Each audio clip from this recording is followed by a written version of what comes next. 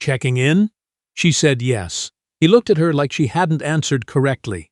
Iris Beaumont had driven 4 hours to get to the Caldwell, not because she needed to.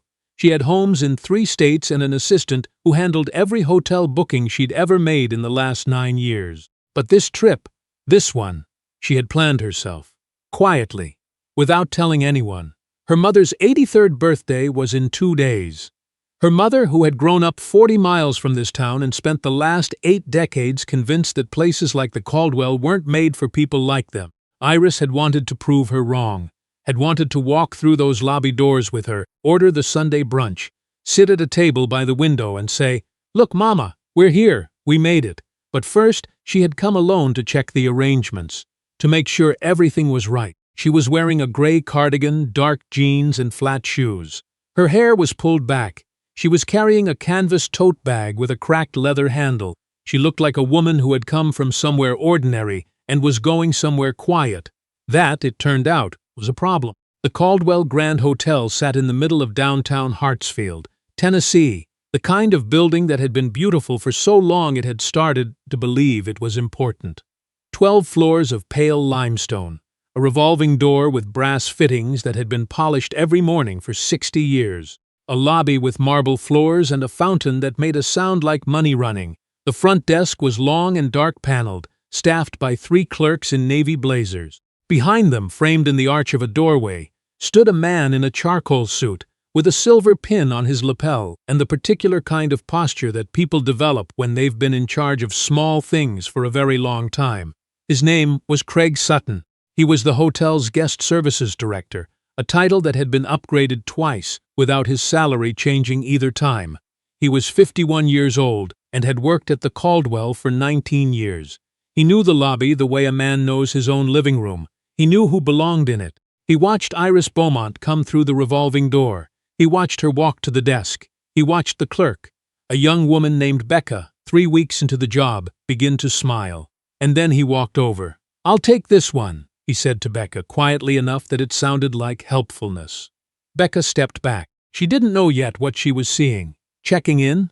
Craig said. Iris looked up from her bag, where she'd been reaching for her wallet. "Yes, Beaumont. I have a reservation for the Hartsfield suite." Craig's expression didn't change. That was the thing about men like him. They had practiced their expressions into something that looked like neutrality, but was actually something else entirely. "The Hartsfield suite," he repeated. "That's right." He typed something. Looked at the screen, typed something else. The pause stretched out in a way that wasn't about the computer. "I'm not seeing that reservation," he said. Iris stood very still. "You're not seeing it?" "No, ma'am. I don't have anything under Beaumont." She put her tote bag on the counter, carefully, the way a person does when they are choosing not to show what they're feeling. "I booked it myself, 3 weeks ago. The Hartsfield suite, 2 nights, checking in today. Do you have a confirmation number?" She found it on her phone and read it aloud. Craig typed it in. Another pause. "That confirmation number," he said slowly, "appears to be for a standard double room on the 6th floor." Iris looked at him. "That's not what I booked. Ma'am, I can only go by what's in the system. Then the system has an error." He tilted his head just slightly. The kind of tilt that says, "I have heard this before and I am very tired." I understand that can be frustrating, but I'm afraid the Hartsfield suite is currently occupied, and we wouldn't be able to. "Is it occupied? Or is it not in my reservation?" A small silence. "Both," he said. "The suite is occupied and your reservation doesn't reflect a suite booking." Iris set her phone face down on the counter. She did it gently. It was the gentleness that should have been a warning. "I'd like to speak with the general manager. Mr. Heaton is in a meeting. I'll wait." Craig looked at her. She looked back at him. The fountain kept running. "Why don't I get you set up in the double on 6, he said, "and we can revisit the suite situation once Mr. Heaton is available. I'm sure you'd like to get settled. I'm not checking into a room I didn't book." His voice, when it came back, was lower, still courteous, but with something underneath it, a current, cold and directed. "Ma'am, I want to help you, but I need you to understand that the lobby isn't the right place to have this kind of conversation. If you'll follow me to the—" "I'm not going anywhere." The word anywhere landed between them like something dropped from a height. Behind the desk, Becca had stopped pretending to work. Two other guests had slowed down near the fountain. A bellman near the elevator bay had found something very interesting to study on the ceiling. Craig straightened his lapel pin. "I'm going to have to ask you to lower your voice." His voice had not been raised. It had not wavered. It had remained through the entire conversation, at the same level, measured, clear, completely controlled. But she knew what he meant when he said it. She had known since the moment he walked over and said, "I'll take this one." She had known before that, actually. She had known the moment she walked through the door. Iris Beaumont was 52 years old. She had grown up in a 3-bedroom house in Cookeville, Tennessee, the daughter of a postal worker and a woman who cleaned other people's houses 6 days a week. She had gotten a scholarship to Vanderbilt, graduated 3rd in her class, and then spent the next 2 decades doing something that most people in the South had never seen a black woman from Cookeville do. She had built something. Not quickly, not easily, not without the kind of costs that don't show up on balance sheets. She had started with a single commercial property in Nashville, a failing strip mall that everyone told her was a bad investment, and she had been right about it when everyone else was wrong. Then she had done it again, and again, and again. 18 years later, Beaumont Capital Group held controlling interests in 43 commercial properties across 7 states, 3 hotel brands, and a real estate investment trust that had returned 22% annually for the last 6 years. One of those hotel brands was Caldwell Hospitality Partners, which owned the Caldwell Grand Hotel. She had acquired it 14 months ago as part of a portfolio deal. She had never visited. Her team had restructured the management contract, brought in a new executive chef, approved a renovation proposal for the 4th floor, and handled 17 different line items in the operating agreement. She had meant to come sooner. She was here now. She picked up her phone from the counter. She did not call her assistant. She did not call her attorney. She did not call the board of the company that employed Craig Sutton and paid for the marble floors under his feet and the pin on his lapel. She called her mother. "Hey, baby," her mother said. "You there yet?" "Just arrived," Iris said. "How are you feeling?" "Good. I made cornbread. You want me to save you some?" "Save me all of it," Iris said. "I'll be home for dinner." She said it calmly. She had not yet decided anything, and she had already decided everything. "Sir," Craig turned. The man who had spoken was tall, in his mid-40s, with the particular look of someone who had just walked very fast from somewhere important. His name was James Heaton. He was the Caldwell's general manager, and he had been in a budget meeting on the 3rd floor when Becca had sent him a text that said, simply, "front desk." Now, he had been at the Caldwell for 3 years. In that time, he had handled a guest who brought a ferret in a handbag, a wedding party that flooded the 2nd-floor hallway, and a dispute between 2 rival pharmaceutical executives that had required the intervention of local law enforcement. He had never seen Iris Beaumont in person. He had seen her photograph. It was in the company directory, in the portfolio documentation, in the Q3 earnings presentation that he had sat through via video call 8 months ago when the new ownership group had introduced themselves to the property-level management teams across all their holdings. He saw her now, standing at his front desk, holding a canvas tote bag, wearing a gray cardigan. The expression that moved across James Heaton's face in the next 3 seconds was not something Craig Sutton had time to interpret before it was replaced by something else entirely. "Mrs. Beaumont," James said. He came around the desk, extended his hand. "James Heaton. I'm so sorry. I wasn't notified you were coming today, or I would have been here to greet you personally." Craig Sutton did not move. The lobby, which had been doing its best impression of a normal afternoon, went very quiet. Iris shook James's hand. "I like to travel without an announcement," she said. "I find you see more that way." James nodded. He nodded the way a man nods when he is trying to hold several things steady at once. "Of course," he said. "Can I ask? Has everything been taken care of? Were you waiting long?" "About 20 minutes, Iris said. "Mr. Sutton was helping me work through a reservation discrepancy." James turned to look at Craig for the first time since he'd come around the desk. Craig Sutton was standing the way a man stands when the floor has turned to something unreliable. He had gone very still. His color had changed. He was looking at Iris Beaumont the way a person looks at something they should have seen coming and did not. "I wasn't aware." Craig started. "No," Iris said, not unkindly. "You weren't." James Heaton personally escorted Iris to the Hartsfield suite. It turned out not to be occupied. It had been listed as occupied, but it was not. Craig had been wrong about that, among other things. The suite was on the 12th floor, west-facing, with a view that stretched past the old courthouse and out toward the ridge. The afternoon light was coming through the windows at a low angle, the way October light does, turning everything amber and serious. Iris set her bag on the bench at the end of the bed. She stood at the window for a moment. She thought about her mother in the house in Cookville, wrapping cornbread in foil and thinking about Sunday. James Heaton stood near the door. "Mrs. Beaumont," he said, "I want to apologize for the experience at the front desk." "What, Mr. Sutton?" "Mr. Heaton." She turned from the window.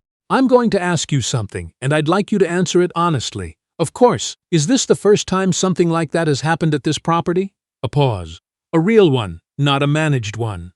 "No," James said. "It isn't." Iris nodded. She had not expected him to lie. She had given him the chance not to, and he hadn't. That was something.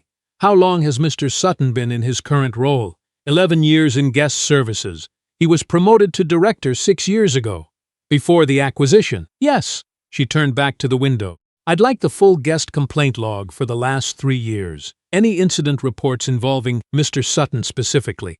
And I'd like to meet with your HR director first thing tomorrow morning. I'll arrange it. One more thing." She paused. "The reservation I made 3 weeks ago, the one that ended up in the system as a double on 6. I made it under my own name, through the public booking portal. I want to know whether the downgrade was a system error or something else." James Heaton was quiet for a moment longer than he needed to be. "I'll look into it personally," he said. "Thank you," Iris said. "That's all for now." He left. The door closed softly behind him. Iris stood alone in the Hartsfield suite, looking out at the ridge. The light had gone a deeper amber, almost copper. Her phone buzzed once in her pocket. Her assistant, probably, wondering why she hadn't checked in. She didn't look at it. She thought about a woman walking into a building like this 30 years ago, 40 years ago, and what it would have cost her just to try. She thought about the way Craig Sutton had said "ma'am," how the word could be courtesy or a door quietly closed, and how he had used it as the second thing while performing the first. She thought about her mother's cornbread, going cold on the counter. She picked up her phone, not to call her assistant. She called the chair of Beaumont Capital's HR Oversight Committee. "I need you to fly to Hartsfield," she said when he answered. "I'll explain when you get here. Bring the standard review documentation." She paused. "And the employment policy on guest-facing conduct. All of it." By 8 o'clock that evening, 3 things had happened. The first, James Heaton had pulled the booking records and confirmed that the reservation downgrade was not a system error. Someone with administrative access to the hotel's booking portal had manually changed the room category after the reservation was made. The timestamp showed it had been done from a terminal at the front desk. Craig Sutton's login credentials were attached to the record. The second, the guest complaint log for the previous 3 years had been delivered to Iris's suite. 41 complaints involving guest services interactions. 17 of them, when cross-referenced by the guests' membership profiles and the notes in the files, told a pattern that was not ambiguous. The third, Craig Sutton, who had spent the afternoon telling himself that there had been a misunderstanding, that the woman at the desk couldn't really be who James Heaton had called her, that someone would clarify, and the whole thing would settle back into something manageable. Craig Sutton had been asked to come to a meeting. He came in his full uniform. He sat down across from James Heaton and Iris Beaumont and a woman he didn't recognize who turned out to be the Caldwell's HR director, a quiet person named Felicia Okafor, who had been with the property for 7 years and had a file folder in front of her that was thicker than Craig had expected. He tried, at first, the thing he had been practicing since 4 o'clock, the explanation, the context, the framing of events. Iris let him finish. Then she opened the folder and put 3 documents on the table. The first was the booking record, his credentials, the timestamp, the changed room category. The second was a selection from the complaint log. 7 incidents, names redacted, dates and descriptions intact. The third was a printout of Beaumont Capital Group's guest conduct and non-discrimination policy, which had been distributed to all Caldwell hospitality properties 14 months ago as part of the acquisition transition, and which bore, on the last page, a signature line where each property director had acknowledged receipt. Craig Sutton's signature was on the last page. He looked at the 3 documents for a long time. "I want you to understand something," Iris said. Her voice was the same as it had been at the front desk, level, clear, without performance. "I'm not doing this because of what happened to me today. I've had worse days than this one, and I didn't own the building on those days." She let that land. "I'm doing this because of the 41 complaints in that log, and the pattern in 17 of them, and the 11 years of it happening in a building where the people it was happening to had no recourse." Craig looked up from the documents. "Mrs. Beaumont, Mr. Sutton," she said it quietly. Firmly. Final. "Effective tonight, your access to hotel systems has been suspended.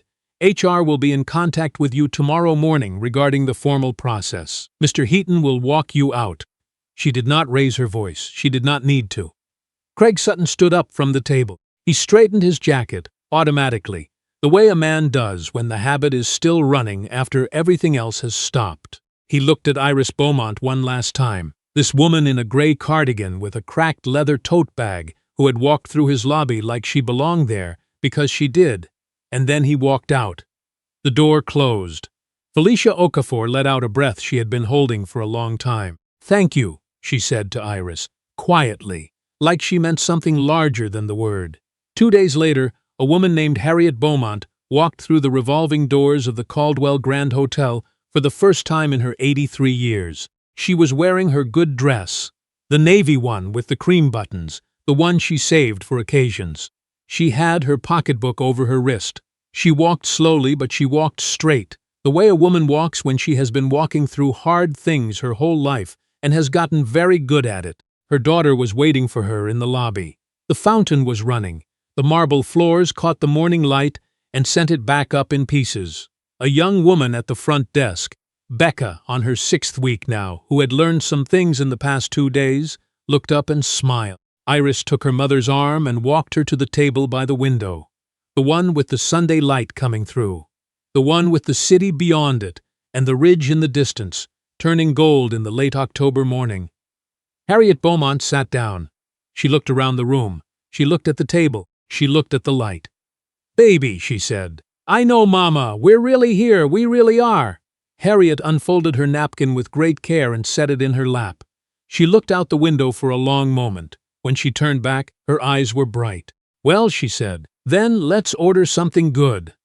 If you've ever walked into a room and felt the walls decide something about you before you could open your mouth, you know what Iris felt that day. And if you've ever stayed quiet when you wanted to shout, kept calm when the world said you had no right to, and trusted that the truth would do the work, then you know why she won. Because she didn't raise her voice. She didn't beg. She didn't explain herself to a man who had already made up his mind. She just knew who she was. And she waited for the room to catch up. If this story moved you, share it with someone who needs to hear it today. Drop a comment and tell us, what would you have done in Iris's place? Would you have stayed quiet? Would you have walked out? Or would you have done exactly what she did? Like and subscribe to Velvet Verdict. We'll be back with another story about dignity, power, and the kind of justice that doesn't ask for permission.